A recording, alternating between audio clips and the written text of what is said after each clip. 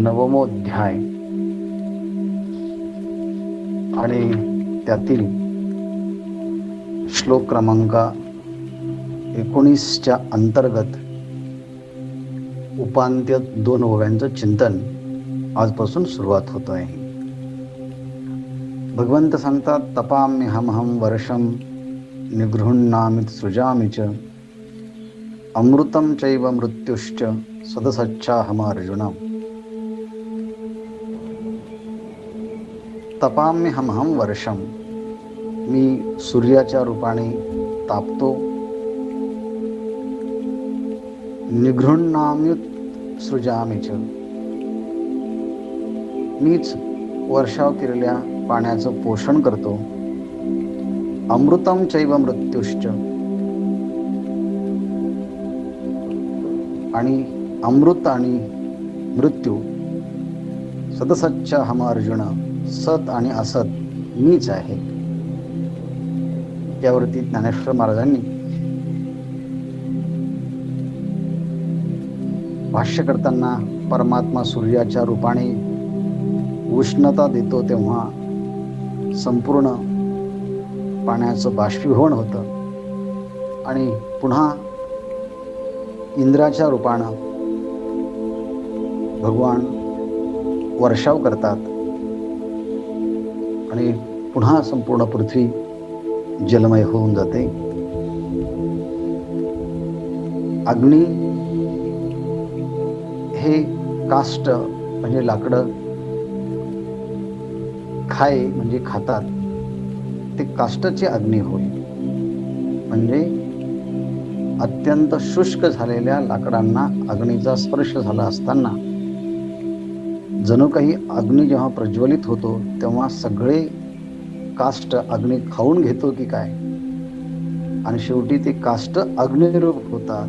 तैसे मरते मारिते पाहे स्वरूप माझे. त्याप्रमाणे मरणारे आणि मारणारे असे दोन्ही स्वरूप हे माझेच आहे.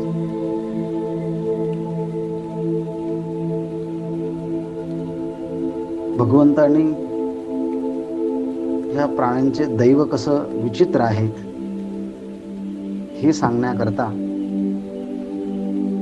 हे संपूर्ण विश्व माझंच आहे, माझ्या स्वरूपामध्ये आहे, पण तरी देखील हे मला जाणत नाही, मला ओळखत नाही. याला काय कारण आहे म्हटले, या प्राण्यांचं दैवच कसं आहे मला काही कळत नाही. या दैवाचा विचार सांगत असताना पाण्यापासून तरंग उत्पन्न होतात, पण आता तरंग पाणी बिन सुकती, जणू लाटा पाण्या वाचून सुकतात. सूर्याचे किरण दिव्या वाचून पाहत नाही. त्याप्रमाणे प्राणी सगळे जीव मात्र भगवत स्वरूप असूनही ते भगवंताला पाहत नाही, जाणत नाही. हे मोठं आश्चर्य आहे. भगवंत स्वतःच्या बद्दल सांगत असताना आत बाहेर मीच त्या सृष्टीच्या मध्ये चराचरामध्ये कोंदून कोंदून व्यापलो आहे, आणि हे जग म्हणजे माझंच ओतलेलं स्वरूप आहे. तरी कैसे कर्मतया आड आले जे मीच नाही म्हणते. परंतु ह्या प्राणीमात्रांचं कर्म कसं आड आलं की जे मत्स्वरूप असून सुद्धा मला ते ओळखत नाही.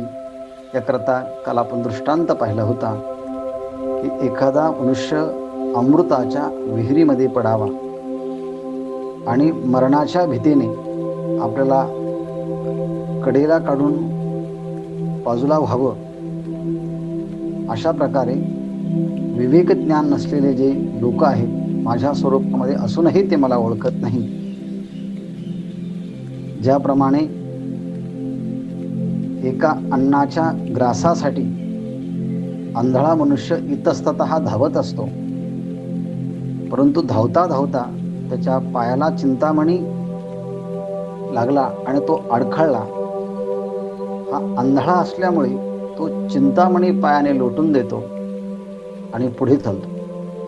त्याप्रमाणे आत्मस्वरूपाचं ज्ञान नसणं हाच आंधळेपणा आहे. आणि सगळ्या अनुभूतीमध्ये पहिल्यांदा ईश्वराची अनुभूती येते आणि मग जगाची अनुभूती येत असताना सुद्धा माझ्या स्वरूपाचं ज्ञानदृष्टी नसल्यामुळे, जसं आंधळ्या माणसाने चिंतामणीला स्पर्श, पायाचा स्पर्श होऊनही लोटून द्यावा, त्याप्रमाणे माझी उपेक्षा हे लोक करतात. इथपर्यंतचा विषय आपण काल पाहिला होता. आज 305 क्रमांकापासून विषय प्रारंभ होतोय. तैसे ज्ञान जई सांढोनी जाये, तै ऐशी हे दशा आहे, म्हणून किजे ते केले नव्हे ज्ञाने विण. तैसे जई ज्ञान सांढोनी जाये, तैसे त्याप्रमाणे, जई म्हणजे जेव्हा, ज्ञान सांढोनी जाये, ज्ञान जेव्हा सोडून जातं, जेव्हा मनुष्याला ज्ञान सोडून जातं. पण ज्ञान सोडून जाऊ शकतं का? आणि जे सोडून जातं त्याला ज्ञान म्हणता येईल का? इथे तैसे ज्ञान जरी सोडून जाये ह्या म्हणण्याचा अर्थ, त्या व्यक्तीला ते ज्ञान आत्मस्वरूपाचं प्राप्त झालेलं नसतं. आत्मस्वरूपाचं ज्ञान प्राप्त झालेलं नसतं, म्हणून जणू काही ते ज्ञान त्याला सोडून गेलं आहे, असा ज्ञानेश्वर महाराजांचा शब्द प्रयोग आहे. मग ज्ञान सोडून जाऊ शकतं का? तर हो. एक साधक संजीवनीमध्ये खाली तळाला काही संस्कृतमध्ये कोटेशन दिलेले असतात. त्यामध्ये एक असं कोटेशन दिलेलं आहे की ज्याप्रमाणे एखाद्या वृक्षावरती असंख्य पक्षी असावेत आणि त्याच्या खोडाला जर आग लागली तर त्या वृक्षावरती बसलेले सगळे पक्षी आपलं स्थान सोडून इतस्ततः निघून जातात. तसं म्हटले, सगळ्या प्रकारचं शास्त्रीय ज्ञान शब्द सामर्थ्याच्या द्वारे, ज्याने बुद्धी कौशल्याच्या द्वारे प्राप्त केलेलं आहे, पण शास्त्राच्या द्वारे सांगितलेल्या उपदेशाचं अनुष्ठान किंवा तशा प्रकारचं वर्तन जर केलं नसेल, म्हणजे शास्त्राने सांगितलेलं ज्ञान आहे पण वर्तन मात्र शास्त्राच्या विरुद्ध व्यवहारामध्ये करत असेल, तर त्या व्यक्तीला सुद्धा शेवटच्या समयी म्हणजे मृत्यू समयी त्याचं ज्ञान त्याला सोडून जातं. ह्याकरता ज्ञान संपादन करणं हे तर महत्वाचं आहेच, पण ज्ञानाच्या संपादनानंतर ते ज्ञान जसं आपल्याला झालेलं आहे तशा प्रकारची कृती, अनुष्ठान, वर्तन जर आपलं झालं होत असेल तर ते ज्ञान आपल्याला शेवटपर्यंत आपल्याजवळ राहतं. मत्त स्मृतिर्ज्ञान, भगवंताने सांगितलेलं की जीवाला जी स्मृती होती ती माझ्यापासून होते. म्हणून अशा दोन्ही पद्धतीने घ्यायचं. जर ज्ञानच प्राप्त झाले नसेल तर कदाचित त्याला ज्ञान सोडून गेल्यासारखं आहे. दुसरा अर्थ, शब्द ज्ञान, परोक्ष ज्ञान प्राप्त करून घेतलं आहे पण त्याप्रमाणे ते वर्तन केलं नसेल तर वेदातलं सगळं ज्ञान त्या व्यक्तीला शेवटच्या क्षणी जेव्हा ते ज्ञान आठवण्याची गरज असते तेव्हा वृक्षाच्या खोडाला आग लागल्यानंतर ज्याप्रमाणे सगळे पक्षी निघून जातात त्याप्रमाणे सगळं शास्त्रीय ज्ञान त्याला आठवेन असं होतं, निघून जातं. बस एवढंच सांगायचं आहे. विषय पुढचा अलग वेगळा आहे. तैसे ज्ञान जई सांडवणे जाई, तै ऐशी दशा आहे. ज्ञान सोडून गेल्यानंतर अशा प्रकारची दशा, अशा प्रकारची अवस्था होते. कसं? ग्रासा एका अन्नासाठी, आंधळा मनुष्य एका अन्नासाठी धावतोय आणि धावता धावता चिंतामणी पायाला अडकलाय. तो अडखळून पडलाय. त्याच चिंतामणी जवळ थांबला असता सगळ्या इच्छा पूर्ण झाल्या असत्या, परंतु आंधळेपणाने पायाने लोटून देऊन तो पुढे जात असेल, तैसे ज्ञान जाई सांडवणे जाय तै ऐसी दशा आहे. ज्ञान सोडून गेल्यानंतर अशा प्रकारची अवस्था प्राप्त होते. म्हणून की जे ते केले नो हे ज्ञाने वेन, म्हणून ज्ञाने विन की जे ते केले नव्हे. म्हणून एखाद्या व्यक्तीच्या ठिकाणी ज्ञान नसेल, पण कृती मात्र अनेक स्वरूपाच्या केल्या आहेत. अनेक कृती करून सुद्धा त्या कृतीच्या पाठीमागे ज्ञान नसेल, तर ती कृती करून सुद्धा न केल्यासारखीच आहे. त्या कृतीला काही अर्थ नाही. एखादा मनुष्य आपला मोबाईल बिघडला म्हणून तो दिवसभर काहीतरी तो मोबाईल वेगवेगळे पद्धतीने उघडतो, त्याचे पार्ट शोधतोय, आपल्याला काही करता येईल का पाहतोय, पण त्याला ज्ञान नसल्यामुळे दिवसभराची खटपट ती व्यर्थ जाते. आणि म्हणून तो एखाद्या तज्ञ व्यक्तीकडे तो मोबाईल घेऊन जातो आणि तो तज्ञ व्यक्ती अगदी 2 मिनिटांमध्ये मोबाईल सुरू करून देतो. मग आता पहा बरं, त्याने दिवसभर केलेलं जे काही मोबाईल सुरू करण्याची खटपट आहे ती करून सुद्धा न केल्यासारखीच आहे. कारण का? ज्ञानेविना. ज्ञान नसेल तर कोणतीही केलेली कृती ही निरर्थक असते, किंबहुना करूनही ती न केल्यासारखीच असते. म्हणून व्यावहारिक क्षेत्रामध्ये सुद्धा हीच गोष्ट आहे. ज्ञानेविन, म्हणून ज्ञानेविन की जे ते केले नव्हे. म्हणून ज्ञानाशिवाय एखादी गोष्ट जरी केली तर ती न केल्याप्रमाणेच असते, त्याचा काही उपयोग होत नाही. म्हणून कोणतीही गोष्ट करण्यापूर्वी ज्ञान आवश्यक आहे. म्हणून तर वेगवेगळ्या प्रकारचे प्रशिक्षण केंद्र असतात. शिक्षक व्हायचं असेल तर D.Ed, B.Ed हे प्रशिक्षण केंद्र आहे. जर प्राध्यापक बनायचं असेल तर सेट नेट सारखी परीक्षा आहे. अर्थात डॉक्टर व्हायचं असेल तर MBBS, MD, MS यासारखे त्याला कोर्सेस करावे लागतात. तो त्यात प्रशिक्षित झाल्यानंतर पेशंटला पाहिल्याबरोबर रोगाचं निदान होऊन तो औषध उपचार करू शकतो. याचं कारण ज्ञान असेल आणि कृती केली असेल, ज्ञानपूर्वक केलेल्या कृतीला महत्त्व जास्त असते, किंमत जास्त असते, प्रतिष्ठा जास्त असते आणि त्याचा लाभही जास्त असतो. ज्ञानविरहित केलेली कृतीला प्रतिष्ठा कमी असते, लाभ कमी असतो, सुविधा कमी असतात आणि मान सन्मान तर कमी असतो. म्हणून जिथे ज्ञान आणि ज्ञानाच्या बरोबर कृती असेल तर त्याला महत्त्व असते. आणि ज्ञानाशिवाय केलेली कृती ही कृतीमध्ये जमाच होत नाही. म्हणून ज्ञानेविन की जे ते केले नव्हे. म्हणून ज्ञानाशिवाय जे काही केलं असेल तर ते न केल्यासारखंच आहे. यासाठी ज्ञानेश्वर महाराजांनी उदाहरण दिलं आहे, ते अतिशय सुंदर. आंधळ्या गरुडांचे पांख आहाती, ते कवण उपेगा जाती, तैसे सत्कर्माचे ठाती ज्ञानेविना.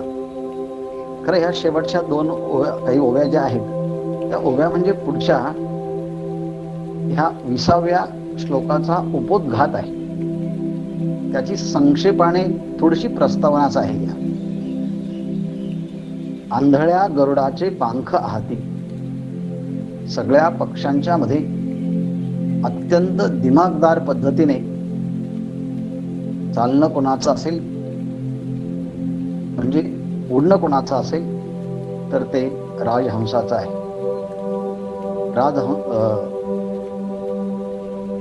म्हटलं जातं राजहंसाचे चालणे भुतळी झाले शहाणे. पण हे सगळं जरी असलं तरी पक्ष्यांचा राजा म्हणून गरुड मानला जातो. भगवंताचं ते वाहन आहे. पण काय करावं, असा चांगला गरुड पक्षी असताना, पक्षराज गरुड असताना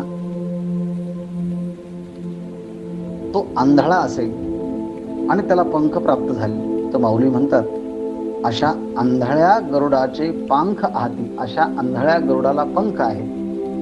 पण आंधळ्या गरुडाला पंख असून सुद्धा ते कवण उपयोगा जाते. ते कवण, ते पंख कोणत्या उपयोगाला जातात बरं? अर्थात ते कोणत्याच उपयोगाला जात नाही. याचं कारण आंधळ्या गरुडाला पंख असले आणि तो जर उडायला गेला, तो कशाला तरी अडखळेल, पडेल आणि जगण्याच्या ऐवजी मृत्युमुखीच तो पडू शकेल. याकरता आंधळ्या गरुडाचे पंख ते कोणत्या कामाला जातील, कोणत्या उपयोगाला पडतील?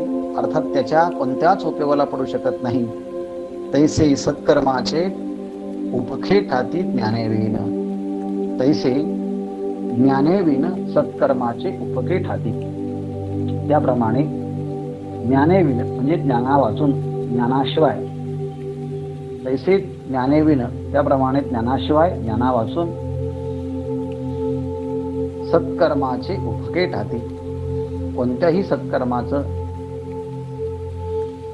कर्म केलं तर ते उपके ठाती म्हणजे ते निरर्थक शिल्लक राहतात, त्यात काही अर्थच राहत नाही. म्हणजे सत्कर्माचे श्रमच शिल्लक राहतात, त्याला कोणतंच फळ भेटत नाही. यानंतर ज्ञानेश्वर महाराजांनी ज्या विषयाची प्रस्तावना केली त्या विषयाला मुख्यतः ह्या 20व्या आणि 21व्या या 2 श्लोकामध्ये आत्मस्वरूपाचं ज्ञान संपादन केलं नसेल आणि बाकीचं सगळं ज्ञान संपादन केलं असेल तर त्या ज्ञानाला काही अर्थ नाही. त्याचा उपहास ह्या 20 आणि 21 2 श्लोकाच्या मध्ये भगवंत करतायत. आणि तो विषय बदलल्यामुळे श्लोकाचा छंद देखील, म्हणण्याची पद्धत देखील बदललेली आहे. ते तं भुक्त्वा स्वर्गलोकं नाही 20 त्रैविद्या मां सोमपाः पूतपापा यज्ञैरिष्ट्वा स्वर्गतिं प्रार्थयन्ते ते पुण्यमासाद्य सुरेंद्रलोक मश्नन्ति दिव्यान् दिवि देव भोगान्. भगवान म्हणतायत त्रैविद्या. त्रैविद्या असं म्हणताना ऋग्वेद, यजुर्वेद, सामवेद आणि अथर्ववेद या 3 वेदांचं अध्ययन करणारे जे विद्वान आहेत त्यांना त्रैवैदिक किंवा त्रैविद्या या 3 प्रकारच्या वेदाचं अध्ययन करणारे आहेत. आणि त्या वेदामध्ये अध्ययन जसं सांगितलं तशा प्रकारचे ते कर्म करणारे सुद्धा आहेत, म्हणून त्रैविद्या. सोमपाह यज्ञ करताना वेगवेगळ्या अशा वेलीपासून जे काही औषध तयार केलं जातं त्याला सोमपान करणारे. आणि त्यामुळे पूतपापाह त्यांचं पाप हे निघून गेले आहेत, असे निष्पाप झालेले. माम मला यज्ञैहि म्हणजे यज्ञाच्या द्वारे, इष्ट्वा म्हणजे माझं पूजन करून, माझी पूजा करून, स्वर्गतिम अर्थात स्वर्गगतीची प्रार्थयन्ते प्रार्थना करतात. ते त्रैविद्य पुण्यम सुरेंद्र लोकम अशा पवित्र असणाऱ्या इंद्रलोकास आसाद्य प्राप्त करून दिवी म्हणजे स्वर्गात दिव्यान देव भोगान अश्नंती अलौकिक अशा देवतादिकांच्या भोगास ते उपभोगतात. थोडक्यामध्ये 3ही वेदाचं अध्ययन करणारे, यज्ञाची दीक्षा प्राप्त झालेले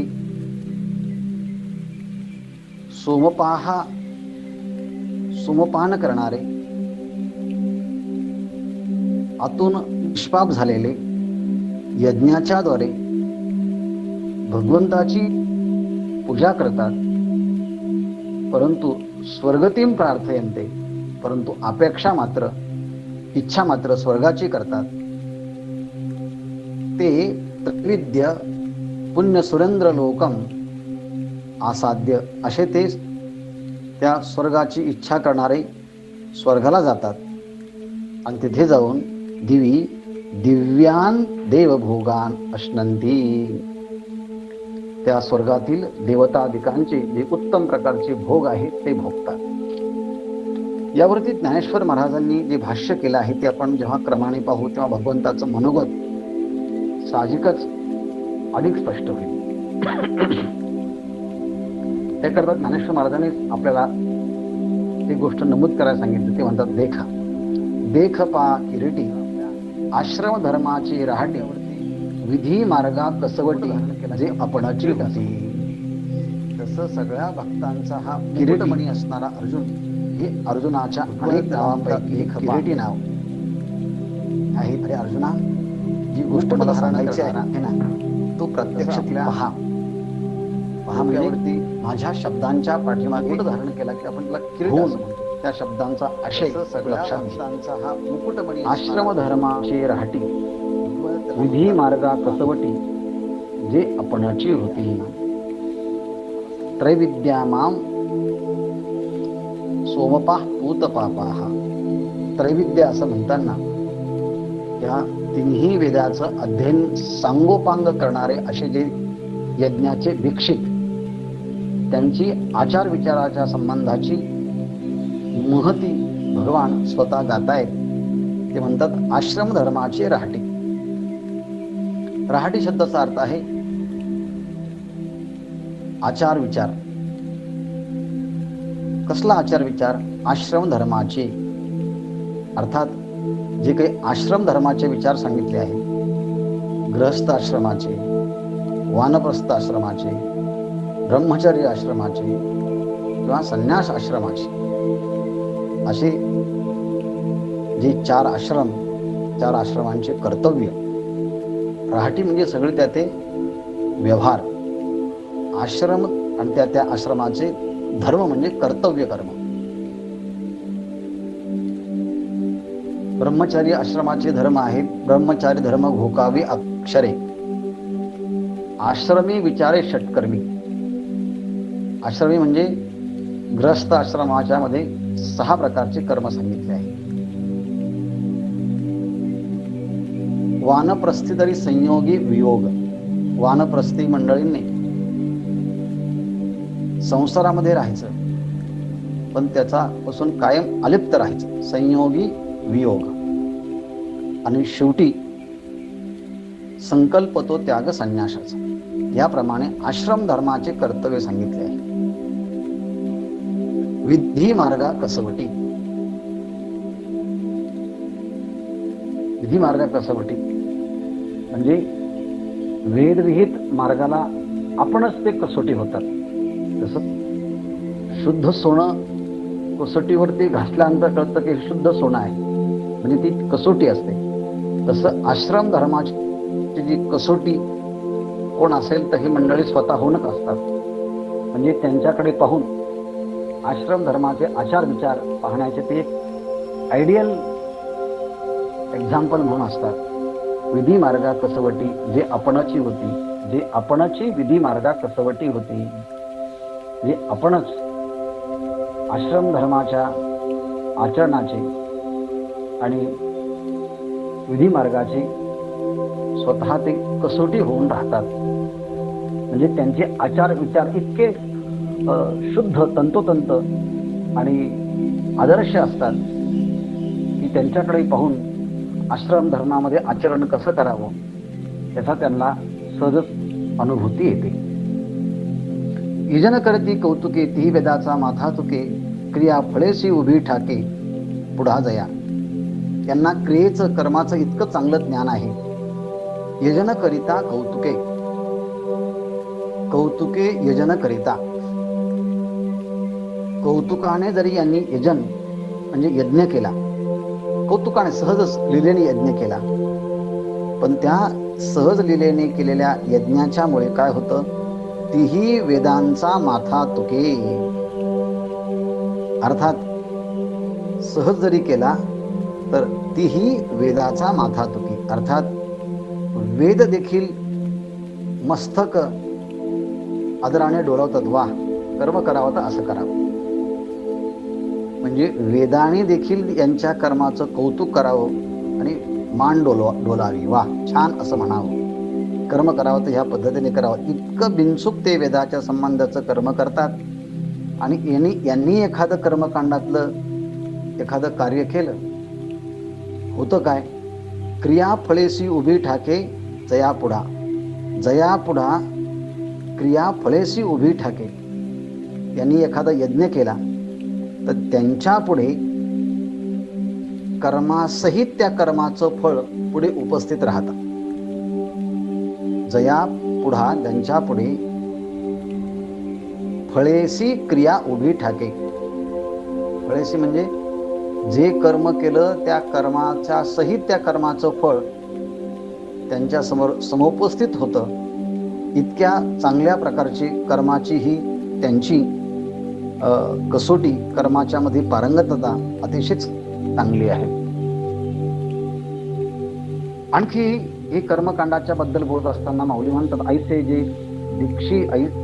दीक्षित जे सोमप, जे आपणाची यज्ञाचे स्वरूप, तीही तया पुण्याचे नावे पाप जोडले देखे. ऐसे दीक्षित म्हणजे यज्ञ करण्याकरता पहिल्यांदा आपल्याला दीक्षित व्हावं लागतं. यज्ञाची ती दीक्षा घ्यावी लागते.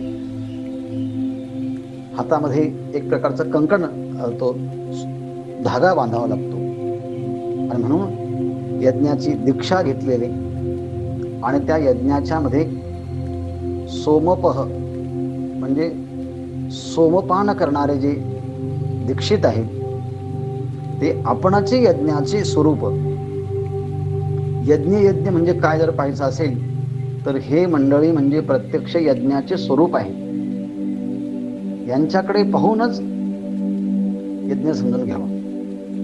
वेदामध्ये वेगवेगळ्या प्रकारचे यज्ञ कसे करावे, त्याची मांडणी कशी करावी, हा विचार तिथे सांगितला आहे. पण प्रत्यक्ष यज्ञ कसं करावा हे पाहायचं असेल तर यांच्याकडे पाहून करावं.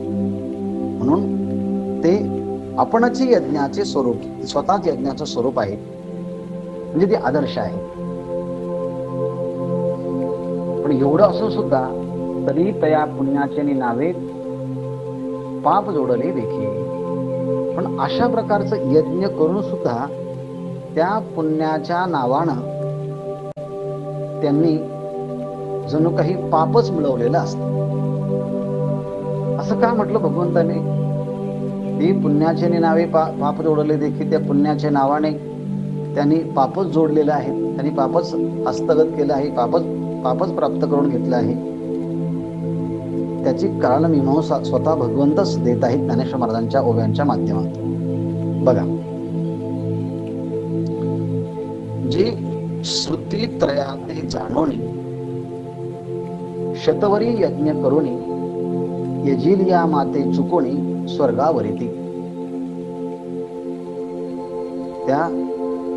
त्यांनी पुण्याच्या नावाने पाप जोडलं. त्याचं कारण सांगताना ते म्हणतात, जे म्हणजे कारण की श्रुती त्रयाते जाणोनी, ऋग्वेद, यजुर्वेद, सामवेद, अर्थात ऋग, यजु, साम या तिन्ही वेदांना यथार्थ ज्यांनी जाणलेला आहे आणि यथार्थ जाणून त्या वेदामध्ये सांगितलेले जे कर्मकांड आहे ते कर्मकांड त्यांनी यथोचित केले. किती केले म्हटले? शतवरी यज्ञ करुणी. अगदी 100 यज्ञापर्यंत त्यांनी सगळे यज्ञ केले आहे. मग 100 प्रमाणे यज्ञापर्यंत जर यज्ञ केले असतील तर मनुष्य अनेकदा जन्म घेऊन ब्राह्मण कुटुंबात जन्माला आला असेल आणि जर त्याने 100 यज्ञ केले असेल तर तो स्वर्गाचा अधिकारी बनतो, इंद्रपदाचा अधिकारी बनतो. याप्रमाणे श्रुतीत्रया ते जाणवणी वेदाचं कर्मकांडातलं यथार्थ स्वरूप जाणून त्याप्रमाणे शतवरी यज्ञ करून 100 पर्यंत त्यांनी यज्ञ केलेले आहे. आणि अशा प्रकारे यज्ञ म्हणजे तरी कोण आहे हो? भगवंत म्हणतात यज्ञो वै विष्णू. यज्ञ हे भगवंताचं रूप आहे. म्हणून यज्ञ नारायण हा यज्ञाचा भोक्ता मानला जातो. पण काय करतात? माझ्या निमित्ताने यज्ञ करतात आणि यज्ञाच्या निमित्तानं माझी पूजा करतात. पण माझी यज्ञ केला, पण मात्र अपेक्षा इच्छा मात्र माझ्या प्राप्तीची न करता मला डावलून या यज्ञाच्या द्वारे स्वर्गाची इच्छा करतात. आणि म्हणून माऊली म्हणतात यजिलिया माते चुकोणी स्वर्गावरिती. माते यजिलिया अर्थात माझं यजन करून माते चुकोणी ला चुकवतात. म्हणजे माझीच अभिलाषा प्राप्तीची इच्छा करत नाही आणि काय करतात? स्वर्गावरिती त्या स्वर्गाचं वरण करतात. आम्हाला स्वर्ग प्राप्त व्हावा अशी अभिलाषा धरतात. म्हणजेच त्या कर्माच्या द्वारे भगवंताची प्राप्ती व्हावी या निष्काम भावनेने तो यज्ञ न करता यज्ञाच्या संबंधाचं सांगोपांग ज्ञान संपादन करतात. स्वर्गादीला जाण्याकरता 100 पर्यंत यज्ञही करतात. परंतु त्या यज्ञाच्या माध्यमातून भगवत प्राप्ती व्हावी असा उद्देश न धरता ते सोडून आम्हाला स्वर्ग प्राप्त व्हावा अशी इच्छा करतात. आणि हीच गोष्ट की जेणेकरून हा मानवी देह प्राप्त झाला आणि जन्म मृत्यूची परंपरा बंद करण्याचं खंडित करण्याचं सामर्थ्य ह्या मानवी देहामध्ये आहे. आणि म्हणून मला भगवंत प्राप्त व्हावा ह्या उद्देशाने यज्ञ केला असता तर अंतःकरण शुद्धीच्या द्वारे ज्ञान आणि ज्ञानानंतर मोक्ष प्राप्त झालाही असता. परंतु अंतःकरण शुद्धीसाठी हे कर्म न करता स्वर्ग प्राप्तीचं वरण ते करतात आणि त्यामुळे त्यांच्या हातून माझी प्राप्ती ही निष्ठून जाते. म्हणजे माझी प्राप्ती होत नाही. आणि ह्या अर्थाने मग भगवंत म्हणतात यांचं वागणं यांचं जगणं कसं आहे? जैसे कल्पतरू तळवटी बैसोनी झोळीये देतसे गाठी मग निदैवे निघे किरटी दैन्याची करू. जैसे ज्याप्रमाणे कल्पतरू तळवटी कल्पतरू तरू म्हणजे वृक्ष कल्पतरू म्हणजे कल्पवृक्षाचं तरू झाड आणि त्याच्या तळवटी म्हणजे त्या वृक्षाच्या तळवटी म्हणजे त्या वृक्षाच्या खाली बैसोनी बसून एक दुर्दैवी मनुष्य गरीब मनुष्य त्या ठिकाणी बसला आणि त्याला आता भिक्षा मागण्याकरता जायचं होतं. पण भिक्षा मागण्याकरता ती भिक्षा ज्या वस्त्रातून आणायची होती ते वस्त्रच त्या ठिकाणी फाटलं होतं. त्याचा मधुकरी करण्याकरता त्यात भांडं ठेवून ती तयारी करायची असते. पण आता त्या कल्पवृक्षाच्या खाली बसून अन्न घेण्यासाठी लागणारं ते वस्त्र ते इतकं जीर्ण झालं होतं जीर्ण झालं होतं. पण त्याला तो त्या वृक्षाखाली बसून गाठी देत असे गाठी मारत होता. मग आता काय दुर्दैव आहे? त्याने तिथे चांगली कल्पना केली असती तर त्याला चांगले वस्त्र भेटले असते ना. पण तो दुर्दैवच असल्यामुळे मग निदैवे निघे किरटी दैन्याची करू. हे किरटी निदैवे निघे. तसाच तो झोळीला गाठी मारत मारत मारत मारत तिथून भिक्षा करता निघत असतो. निदैवे निघे. दैवहीन मनुष्य त्या झोळीला गाठी मारत मारत तिथून तो निघतो आणि मग पुन्हा आपल्या आयुष्याचं दैन्यच दीनता भाव जिथे असतो तो दैन्य असा हा दीन होऊन पुन्हा आपले दैन्य वाढवण्याकरता पुढा प्रवेश करतो. तसं म्हटले हे 100 यज्ञ करतात आणि या 100 यज्ञाच्या माध्यमातून माझी प्राप्ती होण्याची दाट शक्यता असताना ते मला डावलून स्वर्गाची याचना करतात. त्यांचं करणं म्हणजे कल्पवृक्षाच्या खाली बसून मधुपुरीच्या झोळीला गाठी देणं आणि मधुपुरीसाठी पुन्हा तिथून झोळीला गाठी मारत मारत निघून जाणं पुन्हा आपलं दैन्याची परंपरा चालू ठेवणं, हे जसं निदैवी माणसाच्याकडनं होतं, तर तैसे शतक्रतू यजिले माते इप्सिताती स्वर्ग सुखाते. आता पुण्य के हे निवृत्ती पाप नव्हे. ज्ञानेश्वर महाराज म्हणतात पहा, तैसे शतक्रतू, शत म्हणजे 100, क्रतू म्हणजे यज्ञ. शतक्रतू म्हणजे 100 यज्ञाच्या द्वारे काय केलं आहे, माते यजिले, माते तैसे माते शतक्रतू यजिले, त्याप्रमाणे ह्या लोकांनी 100 यज्ञ करून माझं यजन केलं, माझं पूजन केलं. मग माझं यजन पूजन केलं असेल तर मीच प्राप्त व्हावा अशी संकल्प करायला पाहिजे. पण तसा संकल्प न करता की इप्सिताती स्वर्ग सुखाते, स्वर्ग सुखाते इप्सिताती, त्या यज्ञाच्या माध्यमातून स्वर्ग सुखाची इच्छा करतात. मग ज्ञानेश्वर महाराज म्हणतात, आता पुण्य की हे निवृत्ते पण होय. मग सांगा बरं, आता त्यांचे ते कर्म निवृत्ते म्हणजे खरोखर शुद्ध पुण्य आहे का? आता ते निवृत्ते की हे पुण्य,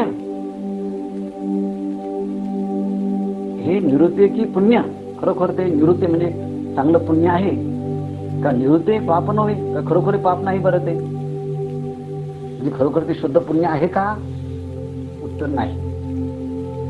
म्हणजे ते शुद्ध पाप तर नाही ना? म्हणजे हो, शुद्ध पापच आहे ते, पाप नव्हे, निवृत्ते पाप नव्हे. निवृत्ती शब्द इकडे पण घ्यायचा, निवृत्ते पाप नव्हे, खरोखर ते पाप नाही का? तर हो, खरोखर ते पाप आहे. आणि तोच अगोदर शब्द घ्यायचा. आता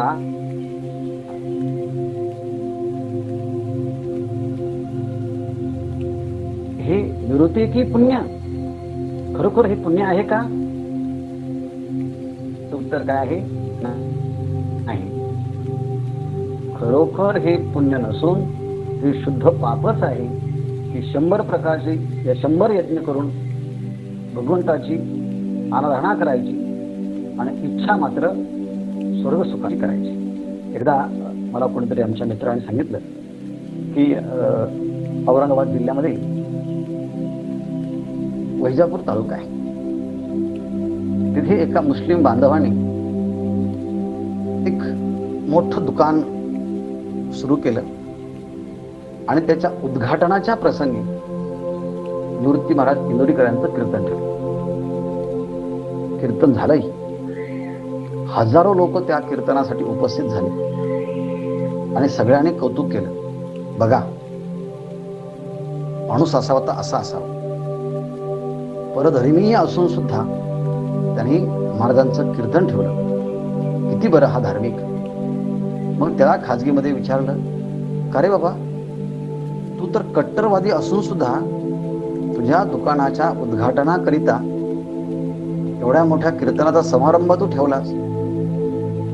त्यांनी जे उत्तर दिलं ते उत्तर असं आहे, ते म्हटले, मी जे दुकान टाकलं आहे ते दुकान तालुक्यातील सगळ्या गावातील सगळ्या लोकांना कळावं याकरता मी कितीही जाहिरात केल्या असत्या तरी माझ्या दुकानाची जाहिरात सगळ्यांच्या पर्यंत पोहोचली नसती. पण कीर्तन ठेवल्यामुळे आणि तेही दुकानाच्या समोर कीर्तन ठेवल्यामुळे तालुक्यातील सगळ्या लोकांना मी हे दुकान सुरू केलं आहे याची ॲडव्हर्टाईज सहजच झाली. मग कीर्तन ठेवणं हा माझा काही उद्देश नव्हता, तर माझ्या दुकानाची ॲडव्हर्टाईज करणं हा भाग. आता सांगा बरं, कीर्तन चांग होय अंग हरिरूप. कीर्तन हे भगवंतरूप होण्याचं साधन आहे, पण याने कीर्तन ठेवून सुद्धा उद्देश मात्र दुकानाचा जाहिरात करण्याचा ठेवला. तसं ते 100 यज्ञ करून भगवंताची आराधनाही केली, पण इच्छा मात्र स्वर्ग सुखाची केली. मग याला काय खरं पुण्य म्हणायचं का खरोखर पापच आहे? हो, खरोखर पापच आहे. म्हणून मज वीण पाविजे स्वर्ग, तो अज्ञानाचा पुण्यमार्ग, ज्ञानीये तया ते उपसर्ग हानी म्हणती. म्हणून मजवीण पाविजे स्वर्ग, म्हणून माझ्या प्राप्ती वाचून स्वर्ग पाविजे. जर कोणी स्वर्ग प्राप्त करून घेतला एवढं यज्ञ करून सुद्धा, तर ज्ञानेश्वर महाराज म्हणतात तो अज्ञानाचा पुण्य मार्ग, तो अज्ञानी लोकांचा पुण्य मार्ग आहे. की माझी प्राप्ती न करता 100 यज्ञ करून त्यांनी स्वर्गाची अपेक्षा केली आणि तिथे तो गेला, हा पुण्य मार्ग आहे. पण कोणाच्या दृष्टीने? अज्ञानी पुरुषाच्या दृष्टीने भगवंताला डावलून स्वर्ग प्राप्ती करणं हा अज्ञानाचा पुण्य मार्ग आहे. परंतु ज्ञानीये तया ते उपसर्ग हानी म्हणती. परंतु आत्मज्ञानाची ज्यांना प्राप्ती झालेली आहे, जे अपरोक्ष ज्ञानी आहेत, ते तया ते हानी म्हणती. तया ते म्हणजे स्वर्गाते, ते स्वर्गाला ते उपसर्ग म्हणजे ते विघ्न मानतात. आणि हानी म्हणती ते एक मोठं नुकसान आहे असं समजतात. आणि म्हणून ज्ञानी पुरुष ज्याला विघ्न नुकसान म्हणून समजतात, त्याला हे कर्मकांडातील लोक भगवंताची 100 यज्ञाच्या द्वारे पूजा करतात, पण अपेक्षा मात्र यज्ञाची करतात. तो एक मानवी जीवनाच्या दृष्टीने उपसर्ग म्हणजे विघ्न आणि हानीच आहे. इरवी तरी नरकीचे दुःख, पावनी स्वर्गा नामकी सुख, वाचूनी नित्यानंदगा निर्धोक ते स्वरूप माझे. एरवी जर विचार केला तर नरकीचे दुःख, नरकातील यातना, नरकातील हाल, त्या नरकामध्ये होणाऱ्या यातना, या सगळ्या पाहिल्यानंतर त्यात होणारे जे दुःख, त्या नरकातील दुःख पाहिल्यानंतर, म्हणून एरवी नरकीचे दुःख पावोनी, एरवी त्या नरकातील दुःख पाहिल्यानंतर याला स्वर्गा नामकी सुख, स्वर्गाला सुख हे नाव दिलं आहे.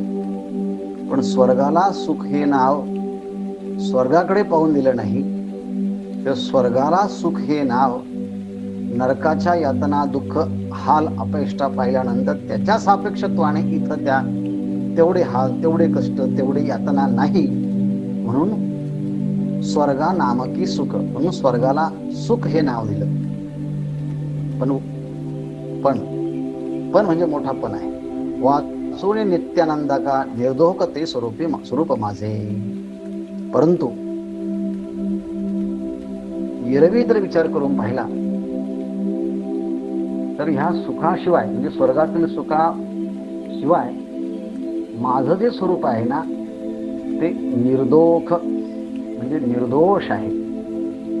माझा जो प्राप्तीचा आनंद आहे तो नित्यानंद आहे. म्हणून ते माझे स्वरूप निर्दोष, ते माझे स्वरूप नित्यानंद. माझं स्वरूप हे नित्य आनंदाचं आहे, माझं स्वरूप हे निर्दोष आहे. परंतु अशा निर्दोष आणि नित्यानंद स्वरूपाची प्राप्ती करण्याच्या वाचून नरकातील दुःखाला पाहून स्वर्गाला सुख हे नाव दिलं. पण खरोखर सुख जर पाहिजे असेल तर याच्या वाचून जे निर्दोष आणि नित्यानंद स्वरूप आहे ते भगवंताचं स्वरूप आहे, आणि ते प्राप्त करून घेणं हा खरा मोठा पुरुषार्थ आहे. मज येता पै सुभटा, या द्विविधागा अव्हाटा, स्वर्गू नरकू या वाटा चोराचिया. ज्ञानेश्वर महाराज म्हणतात, हे सुभाटा मज येता पै, हे भक्त असणाऱ्या अर्जुना, मज येता पै माझ्या स्वरूपाच्या कडे येत असताना, माझ्या स्वरूपाची प्राप्ती करून घेत असताना, माझ्याकडे न येताच या द्विविधागा अव्वाठा, या द्विविधा, या दोन प्रकारच्या अव्वांटा, या आडवाटा आहे. कोणत्या आडवाटा आहे? स्वर्गू नरक या वाटा चोरांची या.